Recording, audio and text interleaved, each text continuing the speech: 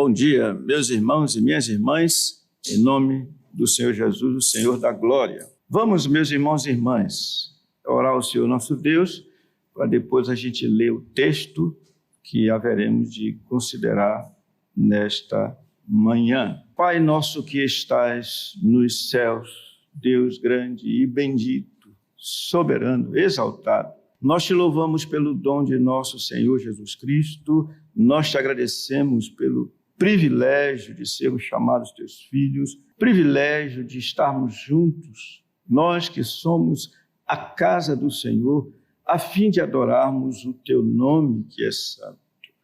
Dá-nos o privilégio de um coração verdadeiramente voltado para ti, que tudo diga glória. Nós oramos por entendimento, fazemos isso em nome de nosso Senhor Jesus, por quem te agradecemos, o teu Cordeiro, o Cordeiro de Deus que tira o pecado do mundo. Amém. Vamos ler na carta do apóstolo Paulo aos Filipenses, capítulo 4. Espero que nesta manhã nós possamos aprofundar um pouco mais, uma vez que as duas vezes que tivemos oportunidade de olhar para esse texto, o fizemos como se fosse uma exposição bíblica, um sermão, e, portanto, sem podermos ter uma penetração maior. E eu, então, vou ler a partir do versículo 10, mais uma vez, e os irmãos seguem aí. Alegrei-me sobremaneira no Senhor, porque agora, uma vez mais, renovastes a meu favor o vosso cuidado, o qual também já tinhais antes, mas vos faltava oportunidade. Digo isto não por causa da pobreza, porque aprendi a viver contente em toda e qualquer situação. Tanto ser estar humilhado, como também ser honrado. De tudo e em todas as circunstâncias já tenho experiência, tanto de fartura como de fome, assim de abundância como de escassez. Tudo posso naquele que me fortalece. Todavia, fizestes bem associando-vos na minha tribulação. E sabeis também vós, ó Filipenses, que no início do Evangelho, quando parti da Macedônia, nenhuma igreja se associou comigo no tocante a dar e receber, senão unicamente vós outros. Porque até para Tessalônica mandastes não somente uma vez, mas duas, o bastante para as minhas necessidades. Não que eu procure o donativo, mas o que realmente me interessa é o fruto que aumente o vosso crédito, o fruto que pode ser creditado na conta de vocês. Recebi tudo e tenho abundância. Estou suprido, desde que Epafrodito me passou as mãos, o que me veio de vossa parte como aroma suave, como sacrifício aceitável e aprazível a Deus. Nós não lemos esse texto, mas o apóstolo, cheio de contentamento, deseja o que aos irmãos? Versículo 19. E o meu Deus, segundo a sua riqueza em glória, há de suprir em Cristo Jesus cada uma de vossas necessidades. Ora, a nosso Deus e Pai, seja glória pelos séculos dos séculos. Vamos dizer juntos? Amém. Meus irmãos, com o tema louvor pela graciosa solidariedade dos crentes, nós olhamos para esse texto, dos versículos 14 ao 18, e fizemos as deduções, que eu chamo muito, vocês já ouviram muito isso, vocês vão sonhar com isso, proposições. Eu estou propondo para vocês, estou apresentando para vocês as 5 deduções que eu pude destacar desse texto. E vimos já a primeira delas, ou seja, a destacada atitude digna de louvor, quando ele disse, todavia, fizeste o que, irmãos? Bem, lembrando que esse bem deveria estar aí ressaltado, sublinhado, para que pudesse chamar nossa atenção, porque o que eles fizeram foi algo considerado como boas obras, algo excelente, algo que de fato é aquilo que todo crente deve desenvolver, deve experimentar, porque é nos dito que o Senhor Deus nos criou em Cristo Jesus pela graça para as boas obras, a fim de que andássemos nelas. E aí, aqui está o exemplo dos Filipenses, que mereceu o destaque da parte do apóstolo em termos de louvor. A segunda coisa que vimos tem a ver com a graciosa demonstração de solidariedade. Quando o apóstolo disse que vocês fizeram bem, todavia fizeste bem, associando-vos, unindo-se a nós, a mim, sendo companheiro meu, sendo pessoas que se ombrearam comigo, pessoas que, ao saberem da minha situação, da minha condição, não fechou os olhos, pelo contrário, providenciou para que eu fosse assistido do ponto de vista daquilo que era minha subsistência, mas também do ponto de vista do companheirismo. Daí vocês terem enviado Epafrodito, associando-vos na minha tribulação. E em seguida, em terceiro lugar, nós vimos a solidariedade que poucos demonstram pelo Evangelho, nesses versículos 15 e 16, quando de cara ele disse assim: e sabeis também vós, ó Filipenses, destacando aqueles irmãos, chamando a atenção daqueles irmãos por meio desse acusativo, ó Filipenses, diferentemente do que vimos da maneira como ele tratou aos Gálatas, quando disse, ó Gálatas insensatos. Ou então, diferentemente do que ele disse aos Coríntios, quando disse, para vós outros, ó Coríntios, abrem os nossos lábios, alargam os nossos lábios, os nossos corações estão dilatados na direção de vocês, e vocês estão reprimidos a si mesmos, nos seus sentimentos. Mas aqui aos Filipenses, Paulo está dizendo, ó Filipenses, com um prazer impressionante por ver que aqueles irmãos de fato estavam sendo uma bênção para a igreja, uma bênção para o evangelho, uma bênção para aquele que lhes pregaram o evangelho. Agora, nós vamos avançar, e eu estava desejoso de chegar a esse momento, porque escola dominical é escola dominical. Quando vocês terão a oportunidade de fazerem perguntas para que aprofundemos mais na questão. Em quarto lugar, nós temos aqui a oportuna justificação do louvor pela graciosa solidariedade. Vamos ler juntos, irmãos? O versículo 17. Não que eu procure o donativo, mas o que realmente me interessa é o fruto que aumente o vosso crédito. E ele deixa muito claro aqui, dizendo da sua satisfação, como vamos ver noutra oportunidade. Meus irmãos, eu confesso a vocês que quando olho um texto desse, quando vejo o apóstolo dizendo o que está aqui no versículo 17, eu me sinto bem à vontade, falo com temor, mas me sinto bem à vontade para falar sobre isso. Aqui, nesse versículo 17, o que temos é como Paulo expôs cuidadosamente o propósito do seu tão nobre elogio. Vocês sabem que é muito comum, até mesmo dentre nós, as pessoas elogiarem mas não ser um elogio sincero, que parte do coração, um elogio desinteressado. A gente sabe o que é isso.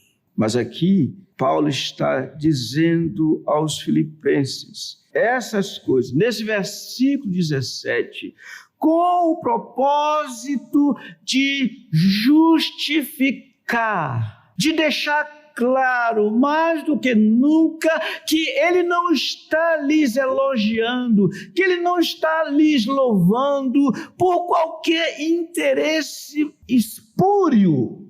Não, mas o fez para que eles soubessem da sua pureza de coração nessa questão. E a pergunta que a gente faz é: como Paulo se justificou diante dos filipenses, diante dos seus elogios? Ele lhes apresentou duas verdades muito importantes. Não vai aparecer aí na coisa, mas eu vou dizer para vocês. Os que gostam de anotar, anotem, mas eu quero dizer que as duas verdades expostas por Paulo para elogiar os irmãos, ou seja, para justificar-se diante dos irmãos, são de fato, sabedoria, integridade impressionantes. Primeiro, ele vai mostrar assim, que seu louvor era desprovido de qualquer interesse mundano.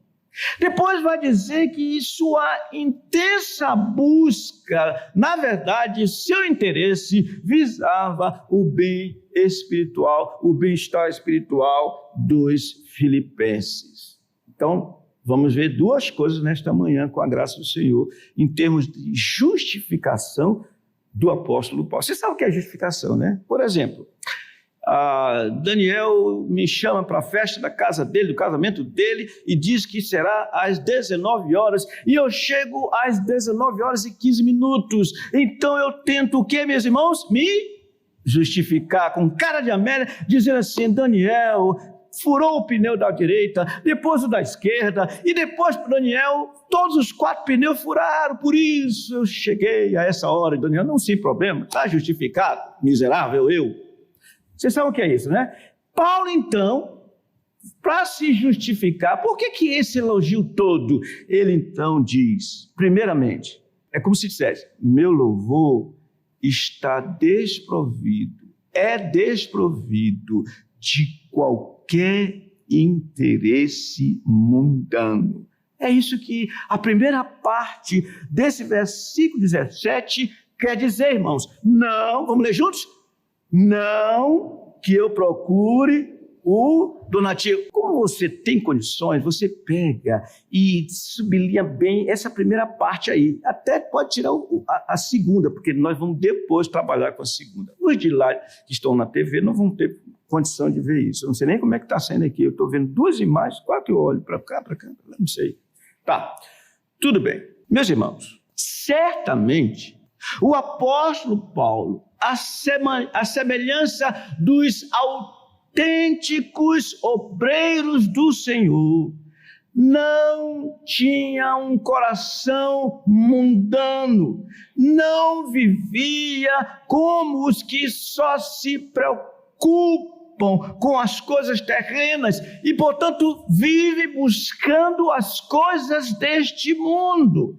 Ele e os crentes do Senhor não buscavam os seus próprios interesses, como está escrito lá em Filipenses, no capítulo 3, no versículo 20. Mas se nós olharmos o capítulo aqui em Filipenses, capítulo 2, versículo 20, nós vamos entender o que é que ele está querendo. Ele, falando de Timóteo, ele disse, Filipenses 2, 20, não, porque a ninguém tem de igual sentimento que sinceramente cuide dos vossos interesses, pois todos eles buscam o que é seu próprio, não o que é de Cristo Jesus. Ora, quando nós consideramos o verbo que o apóstolo Paulo utilizou-se para dizer o que não buscava. Ele disse, não que eu procure, não que eu busque. Fica claro que ele estava falando de algo que é semelhante ao mundanismo. Digo isso porque ele usou a mesma palavra utilizada por nosso Senhor Jesus Cristo quando no Sermão do Monte, vocês vão rapidamente lá em Mateus capítulo 6 e vocês vão ver algo que nós já tivemos a oportunidade de ver, de considerar aqui numa dessas noites passadas. A Mateus capítulo 6, o Senhor disse aos seus discípulos, no versículo 32, ele fala, aliás, versículo 30, não vos inquieteis com o dia de amanhã, dizendo, na verdade, nós vamos ler, portanto, cadê esse portanto na minha Bíblia aqui? Não vos inquieteis dizendo, agora aqui, versículo 31, portanto, não vos inquieteis dizendo que comeremos, que beberemos, ou com que nos vestiremos, porque os gentios é que fazem o que, irmãos? Procuram, buscam todas estas coisas, pois vosso Pai Celeste sabe que necessitais de todas elas. Meus irmãos, nós sabemos, e sabemos até mesmo por experiência, que existe um viver que é realmente certo dizer que é puro mundanismo. O que é isso? É quando se põe a buscar, interessa-se, luta-se por tudo que tem a ver com as coisas desse mundo. São até coisas legítimas. Mas o problema é o interesse por essas coisas, que vai além daquilo que deveria ser. Vocês lembram, nos dias de Noé, como viviam os homens? Comiam, compravam, bebiam, casavam, davam-se em casamento. Todas as coisas legítimas. A mesma coisa nos dias de Ló. E o Senhor disse que assim será quando vier o Filho do Homem. Vai encontrar o mundo assim, voltado totalmente para si mesmo, para as coisas desse mundo. E Paulo usou a mesma palavra para dizer, ele usa essa palavra, ele usou a palavra, empregou-a em relação a si mesmo, e cujo significado é buscar diligentemente. Ele disse, eu não busco essas coisas. Isso não quer dizer que Paulo, quando tinha fome, não comia. Não quer dizer que Paulo, tendo sede, não bebia. Mas Paulo não vivia assim. E eu, de novo, acho fantástico o que minha mãe dizia para mim. Ela simplesmente dizia assim, menino, porque se deixasse eu comia demais. Ela dizia, menino, coma para viver, mas não viva para comer. Ela não era crente, já dizia isso. Os homens vivem para comer, vivem para beber, vivem para se vestir, vivem para morar debaixo da melhor casa possível, vivem por isso. Suas energias, suas forças, toda a sua capacidade, todas essas coisas são voltadas para as coisas desse mundo. Irmãos, é dessa maneira que o apóstolo Paulo está se justificando, ou justificando o seu louvor. Somente os obreiros, os religiosos, agem de forma contrária ao mundanismo. Quanto aos mundanos, eles fazem de qualquer ocasião uma oportunidade para tirarem lucros com o povo do Senhor. Eles são os reconhecidos como portadores de uma mentalidade mundana. Qualquer encontro, eles sempre vão dizer comida, bebida. Se não tiver, tem alguma coisa errada. esse mundanismo, à luz da Escritura, é aquilo que ele disse aos filipenses.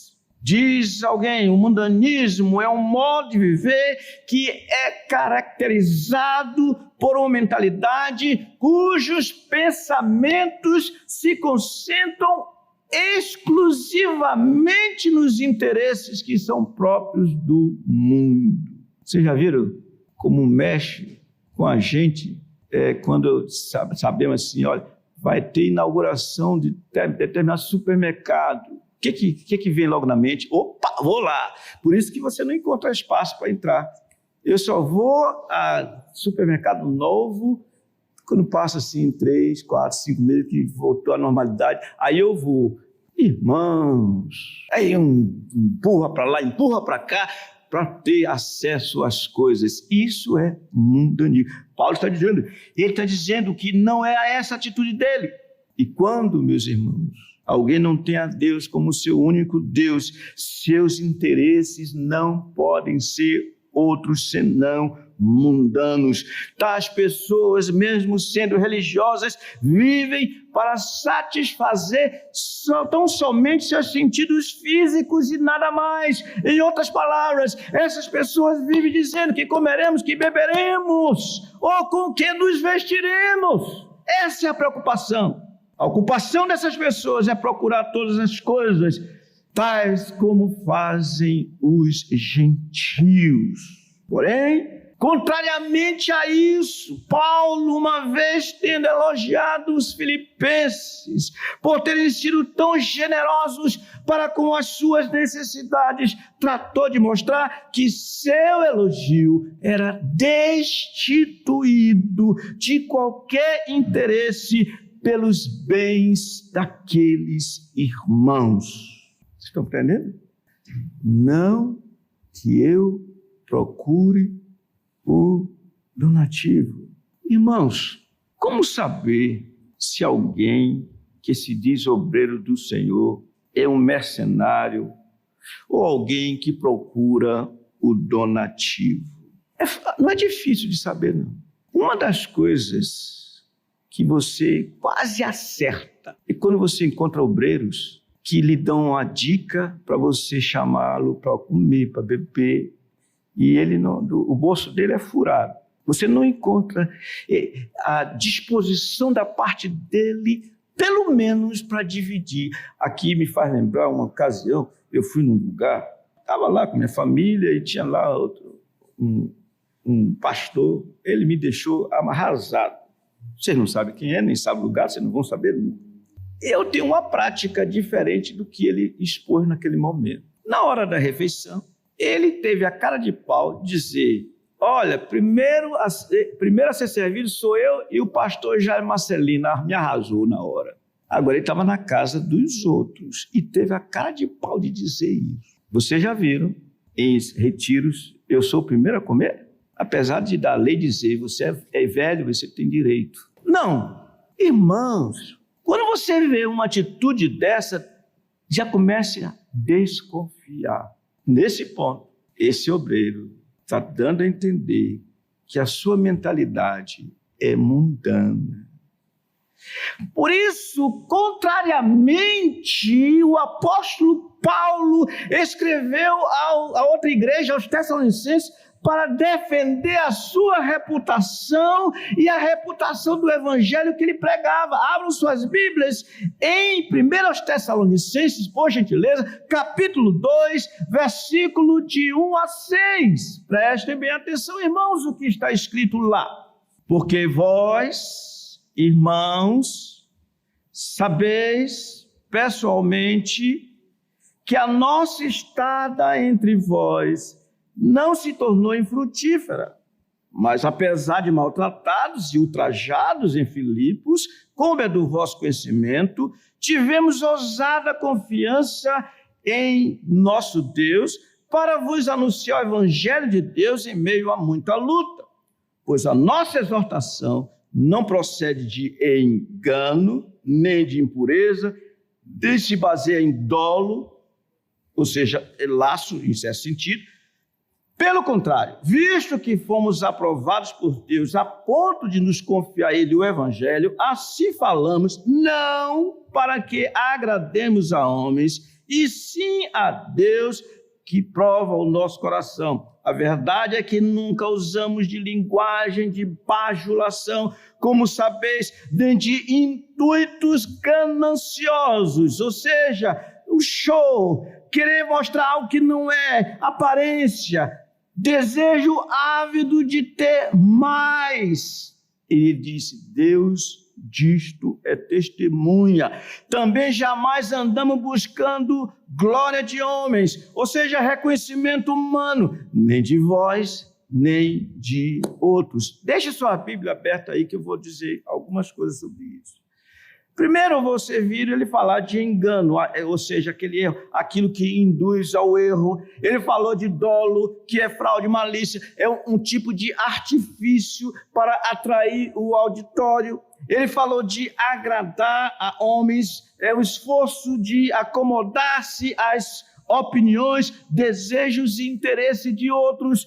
Ele falou de linguagem de bajulação, significa discurso que tenta atrair a pessoa, de fato, bajulando. Aqui nós temos, irmãos, intuitos, que é, de fato, eu estou falando o que significado das palavras no original. Show, querer mostrar algo que não é, aparência. E então ele fala no versículo 6 de glória de homens, ou seja, ele não está disposto, ele não está buscando que os homens julguem-no de forma a bater palmas para ele. Foi dessa maneira, irmãos, que Paulo afirmou não ter no seu louvor nenhum interesse mundano. Perguntemos, de que maneira podemos aplicar essa veemente negativa de Paulo, não que eu procure o donativo, ou como uma outra tradução, não que eu esteja procurando ofertas. Como podemos aplicar?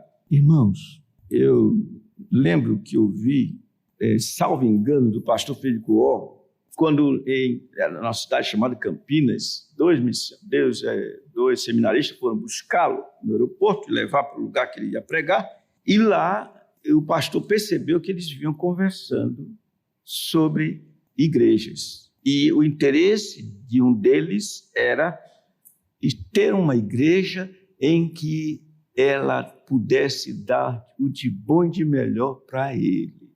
Interessante. Não há um interesse assim. Eu estou me aplicando nos estudos para servir da melhor maneira aos meus irmãos. Meus irmãos, quem gosta de tirar vantagem das oportunidades e buscam tais oportunidades para tirar vantagem, não pode dizer como Paulo, não que eu procure o donativo.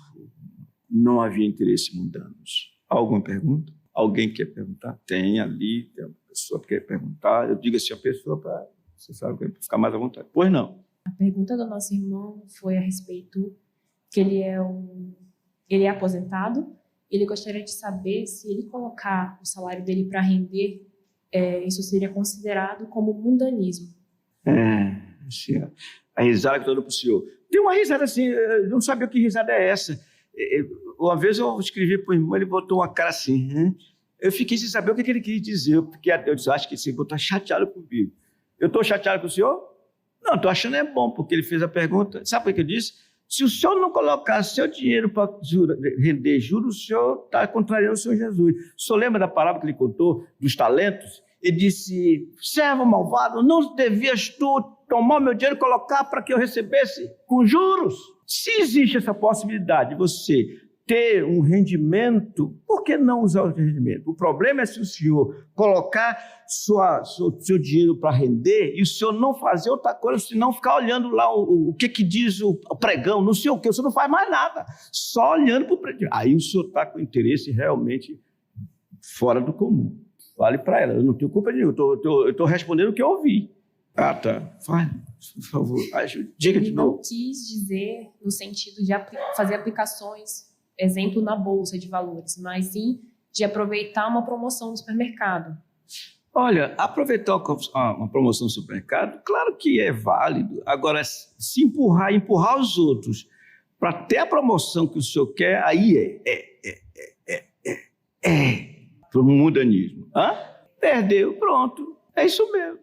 Ele falou assim, que se eu não empurrar o outro e eu não chegar a tempo, eu vou perder. Perde. Mas o senhor sabe que quem perde no reino ganha? Eu lembro aqui daquele homem que era paralítico e não podia fazer nada por ele. E tinha um determinado momento em que uma certa água se agitava, eu não me lembro agora direito, eu sei o texto, e quem chegasse primeiro ficava curado. Aí o senhor vai passando por ele e diz assim, e aí, você quer ficar curado? Ele disse, eu não posso, porque ninguém me leva. Ele disse, levanta, fica bem, você não precisa ir lá não. É assim, você perdeu as promoções, porque o senhor não foi empurrão para lá, empurrão para cá, o senhor não pode entrar. Aí o senhor lhe dá muito mais do que aquilo, porque o senhor está interessado nele, na glória dele, ele vai lhe dar, com certeza. Buscai o quê? Em primeiro lugar, o seu reino e a sua justiça, e estas coisas vos serão acrescentadas. Tudo bem? Não está não, né? Está bem, está bem. Alguma outra pergunta? Só vejo a gente se mexer, se mexe. Sim, senhor? Se o produto aumentou de preço por conta da alta demanda, é pecado do vendedor? Se um produto... Se o produto aumentou de preço devido à alta procura, né? É pecado do vendedor, da farmácia em si está vendendo? Se a farmácia está pecando, é o que mais eles fazem. Você não tenha dúvida, eles pecam demais, porque eles exploram demais. Não tenha dúvida. Você já ouviu falar da lei do mercado? Se há uma procura grande, o produto aumenta o preço. Se a procura diminui, eles diminuem o preço. Eles sempre estão visando lucro. Claro, eles têm que visar. O problema é extorquir, oficialmente falando. Esse é o problema. Alguma outra pergunta? Você como é o seu nome? João. Sim? Alguma outra pergunta? Então vamos prosseguir.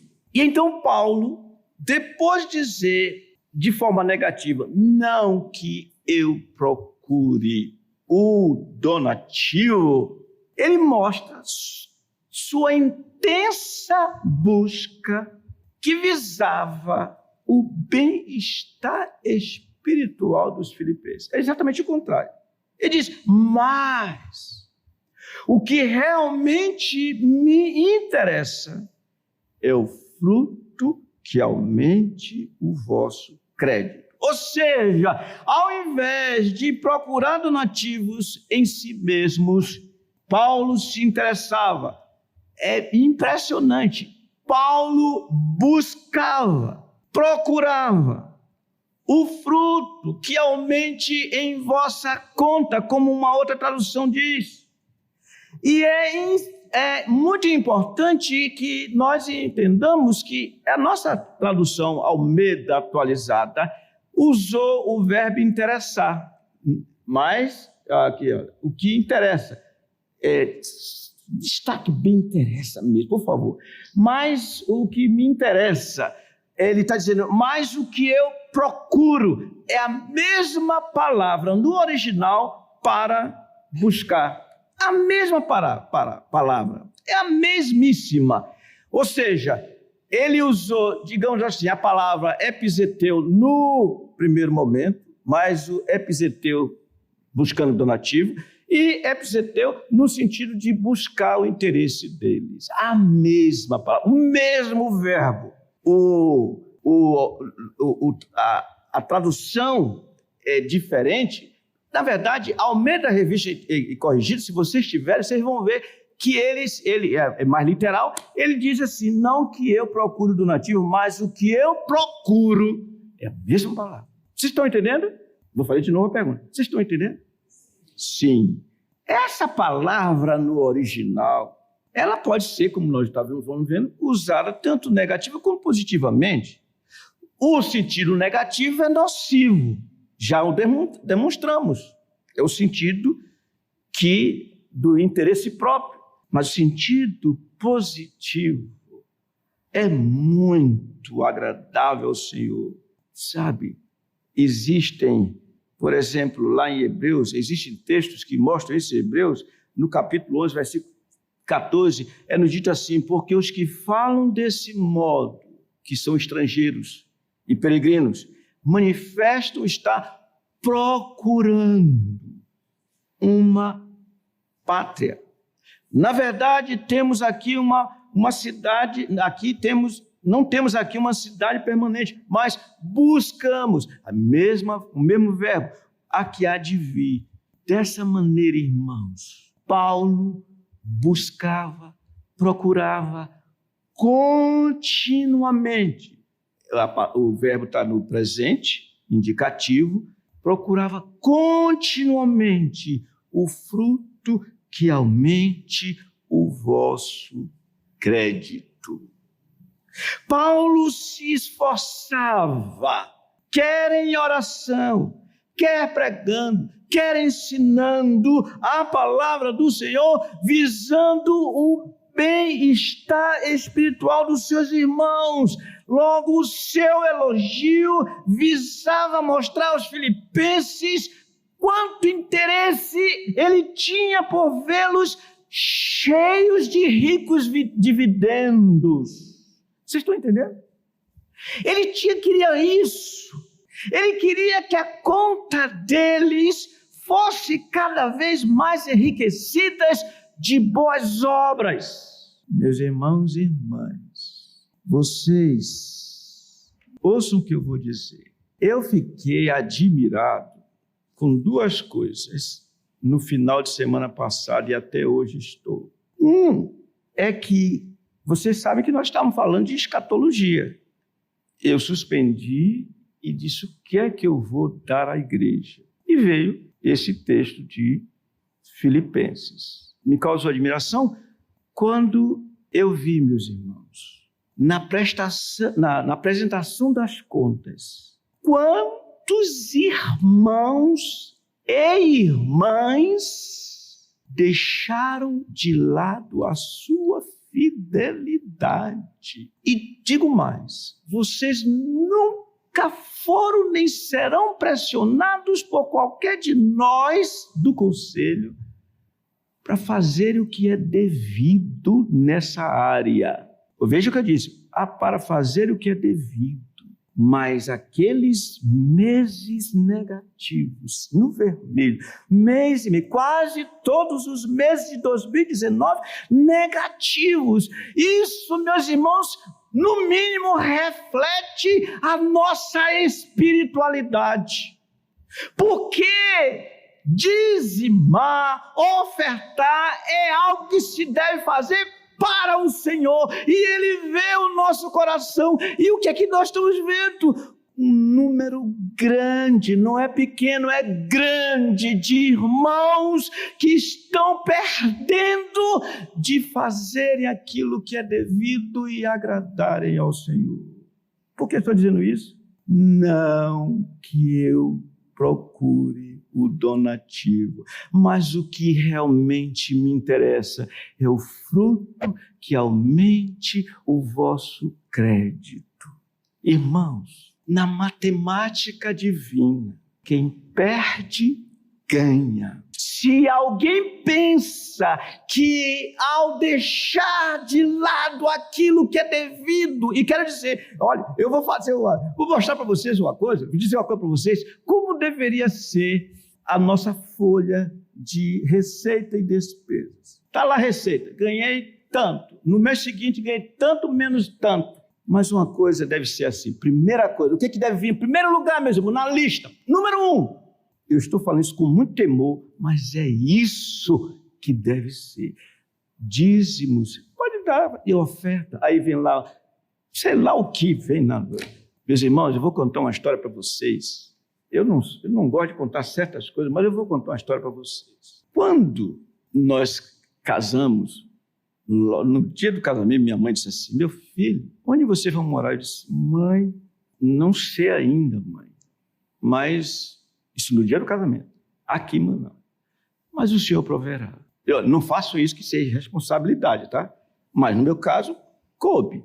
Eu não sabia. Eu sabia que ia morar em algum lugar. Aliás, eu já morava numa cafua. Tá bom, viajamos, lua de mel, tudo pago pelos outros. Eu não tinha nada, não tinha nem onde cair duro, como diz o outro. Fomos, lua de mel.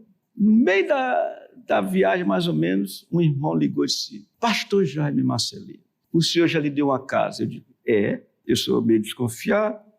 Chegamos e o irmão nos levou no lugar que hoje nós até hoje moramos. Ele disse: olha, tinha 5 casas. Uma senhora com o seu marido tinha um coração impressionantemente postos, seus corações postos na obra. E então eles compraram 5 casas financiadas, pagaram aquela entrada que dão, que na época era assim, e disse assim: olha, isso aqui são para obreiros. E um dos obreiros é esse cidadão aí, Jaime Marcelino. Eu digo: peraí, mas tinha que pagar para ela o que eles a entrada, e ela deu 4 anos para fazer isso. Irmãos, levamos 15 dias orando para ver o que o senhor queria fazer. Quando tivemos descanso no coração, fomos para casa. Eu não me lembro em termos de cifra, mas na época nós recebíamos 800 alguma coisa. E o devido para pagar a casa era 500. Não bate essa conta, bate, irmãos? Não bate. Como é que você ganha 800 e vai pagar 500 de casa? Esses 15 dias foram suficientes para a gente dizer sim.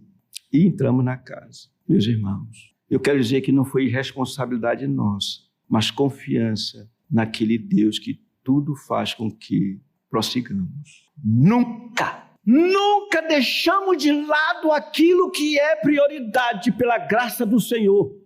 Irmãos, eu falo isso para um desafio. Isso faz com que nossa confiança aumente no Senhor. Não caiam nessa cilada, porque apertou a situação, primeira coisa que cai é aquilo que entrega para a igreja. Irmãos, vocês participam de uma igreja que não pressiona vocês em nada nessa matéria. Pressionam? Até o gasofilácio fica lá atrás, só vê quem sabe que deve fazer, quem quer ver, vê. Agora, que tristeza! Vocês viram? Que tristeza! Paulo está dizendo: eu busco fruto que aumente em vossa conta. Aqui, meus irmãos, podemos muito bem observar o que o Dr. Martin Lloyd Jones disse como um princípio. E o princípio é: a caridade e a beneficência constituem um investimento maravilhoso. Cuidar das pessoas é importante. E ele prosseguiu dizendo, Paulo está dizendo algo assim: sou profundamente grato a vocês por essas dádivas que me enviaram, porém saibam que o que mais me agrada não é o benefício que auferi pessoalmente, mas a maneira pela qual eu posso ver que a conta de vocês, o seu depósito, vem aumentando como resultado disso. Agrada-me ver o aumento dos juros em sua conta. O senhor falou de juros, não foi? Está aqui. Meus irmãos, não é à toa que o Senhor Jesus disse a Paulo: mais bem-aventurado é o que, irmãos?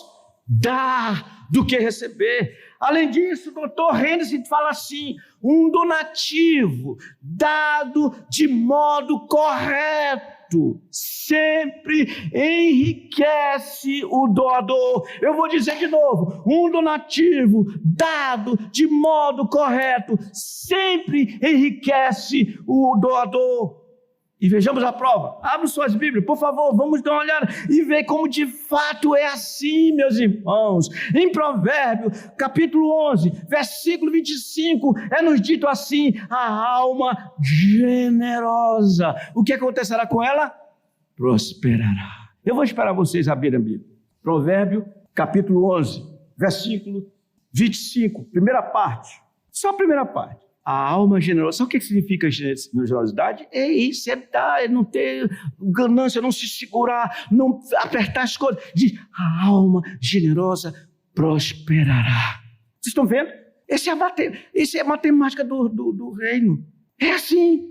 E no capítulo 19, versículo 17, quem se compadece do pobre, ao seu empresta, e este lhe paga o benefício. É interessante como Salomão, em Eclesiastes, diz assim: lança o teu pão sobre as águas, porque depois de muitos dias o acharás. Mateus 5, versículo 7, ele diz: o Senhor, bem-aventurados os misericordiosos, porque alcançarão misericórdia. O Senhor falando aos seus discípulos, depois de lhe contar aquela parábola do credor desonesto, ele disse, capítulo 16 de Lucas, versículo 9: e eu vos recomendo, das riquezas de origem iníqua, fazei amigos, para que quando aquelas vos faltarem, esses amigos vos recebam nos tabernáculos eternos. Irmãos, não caiamos nessa cilada. Não pensemos como o mundo pensa. Não, nós estamos no reino. E não foi pastor nenhum que criou essa ideia de dízimo. Quem fez isso foi o Senhor. Trazei à casa do Senhor os bens, dos bens de vocês. Agora, irmãos, eu não queria dizer não, mas eu vou dizer uma coisa. Aqueles que, eu vou falar até assim, momentaneamente estão sendo infiéis. Vou dizer, Malaquias diz assim, que o povo falou: em que temos roubado a Deus? E a resposta é: nos seus dízimos e ofertas. Sabe de quem é o dízimo, irmãos? Sabe de quem é o dízimo? É dele, pertence a ele. Vocês não estão, estou falando assim para os que estão sendo infiéis, vocês não estão com dívida conosco. Inclusive, eu quero dizer uma coisa para vocês. Eu me sinto muita vontade para falar essa questão, e eu nunca faria um estudo para falar isso com vocês, mas eu estou aproveitando a oportunidade pelo bem-estar espiritual de vocês. Eu quero dizer uma coisa. Já houve pessoas que chegaram para mim, disseram assim: pastor, eu não estou conseguindo entregar o dízimo. O que é que eu faço? Irmão, sabe o que é que a gente faz? Quando a gente percebe que a pessoa de fato está em necessidade, irmão, não se preocupe, nós ajudamos. Graças ao Senhor, nós ajudamos. Mas esperamos que aquele gesto seja didático e a pessoa mude de mentalidade. Se tiver de ser assim, mudar de mentalidade. Ninguém aqui é pobre, tão pobre como os Tessalonicenses, porque na profunda pobreza deles, manifestaram a graça do Senhor e com muitos rogos pediram ao apóstolo que lhes desse o privilégio de contribuírem em favor dos santos. Que loucura eu estou cometendo aqui, irmãos. Vocês nunca me viram falar desse jeito aqui. Deus ama quem dá com alegria. Abram suas Bíblias, por favor, na primeira carta de Paulo a Timóteo, capítulo 6. Vejam, meus irmãos, versículo 17. Agora uma palavra para os que são ricos. Aliás, aqui não tem rico. Deixa eu dizer, mas a gente tem que falar. Exorta os ricos do presente século que não sejam orgulhosos, nem depositem a sua esperança na instabilidade da riqueza, mas em Deus, que tudo nos proporciona ricamente para nosso aprazimento. E ele diz que acumulem para si mesmo tesouros, sólido fundamento para o futuro, a fim de se apoderarem da verdadeira vida. Nesse ponto convém verificar qual fruto ou possíveis ricos dividendos teriam os filipenses na sua conta ou crédito, por serem tão generosos para com o Evangelho e para com os obreiros do Senhor. Irmãos, se nós lermos essa carta aos Filipenses, ela está aqui abundantemente mostrando como eles tinham um crédito, uma conta, eu vou usar a nossa expressão aqui, rechonchuda, não de dinheiro, moeda, não, mas de dividendos espirituais. Nas palavras do Dr. Hentz, ele diz o seguinte: quais são os dividendos? Uma boa consciência, a certeza da salvação, a rica comunhão com os crentes, uma ampla visão das necessidades e interesses da igreja, um aumento da alegria e amor, um alto grau de glória no céu e o louvor no dia do juízo. Irmãos, no dia do juízo, o Senhor vai dizer assim aos que estiverem à sua direita: vinde, benditos meu Pai, entrai, tomai posse da herança que vos está determinada desde antes a fundação do mundo, porque tive fome e me deste de comer, tive sede e me deste de beber, estava fora, preso, e foste me ver, doente e foste me visitar. Quando, Senhor, te vimos assim, e lhe correspondemos lhe assistindo. Ele diz: sempre que o fizeste a um destes meus pequeninos irmãos, a mim o fizeste. Você pode dizer assim, não está exagerando, fazendo uma aplicação dessa? O que eu quero dizer é o seguinte, irmãos: bem-aventurados os que com alegria contribuem pelo reino, porque são do reino, e não vivem administrando as coisas, não, porque tem gente que quer administrar, né? Tem gente que quer administrar. Não, isso não é da nossa alçada. E eu quero lembrar, eu me lembrei aqui uma vez, num certo acampamento, um irmão chegou para mim assim, foi honesto, foi legal. Depois eu fiquei pensando, foi legal. Ele disse: pastor, tu és dizimista? Eu disse: sou, meu irmão, com muita alegria. Essa cadernetinha que vocês viram aqui, eu não mostrei uma caderneta para vocês? Sabe o que está lá em primeiro lugar? Que é? Diga, irmãos. Sou, graças ao Senhor. Irmãos, esse tipo de fruto é esse que Paulo desejava intensamente chegasse à conta o crédito dos filipenses. É por isso que nós o vemos dizendo no versículo 10: alegrei-me sobremaneira no Senhor, porque agora uma vez mais renovaste o vosso cuidado ao meu favor, o qual já tinhas antes, mas vos faltava a oportunidade. Essa foi a maneira de Paulo justificar de forma positiva o seu belíssimo louvor diante da grandiosa, graciosa solidariedade desses irmãos. Então, resta-nos fazer aplicação mais uma vez, porque na verdade eu sempre estou aplicando. A exposição sempre eu estou aplicando. Como temos lidado com essa questão do dar e receber? O que temos buscado no dia a dia? Quando recebemos algum benefício, elogiamos ou agradecemos ao nosso doador, como fazemos? Buscamos o aumento dos dividendos dos nossos irmãos. Em outras palavras, buscamos o bem-estar espiritual deles. Irmãos, eu vou falar de novo com muito temor.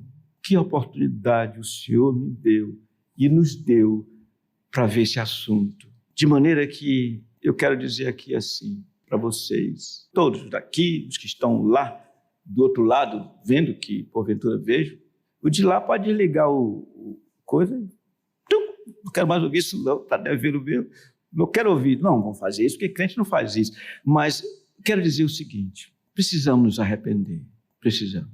Segundo fiquei sabendo aqui, não poucos, em 2019, não foi na época de pandemia não, em 2019, fizeram o quê com o recurso do Senhor?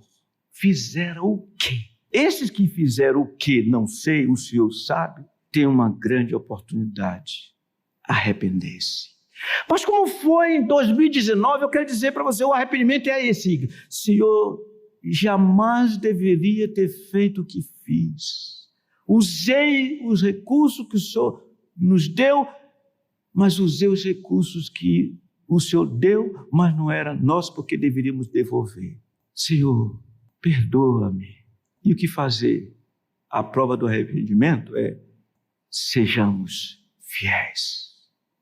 Fiéis por quê, irmãos? Porque o Senhor veio ao mundo não para ser servido, mas para servir e dar a sua vida em resgate por muitos. Ele nos deu tudo, Ele nos deu o máximo e nos dá a oportunidade da fidelidade a Ele. Quem é fiel no pouco, sobre o muito será colocado. Essa é a matemática divina. Que o Senhor aplique a sua palavra aos nossos corações. Eu vou dizer amém, hein? Amém.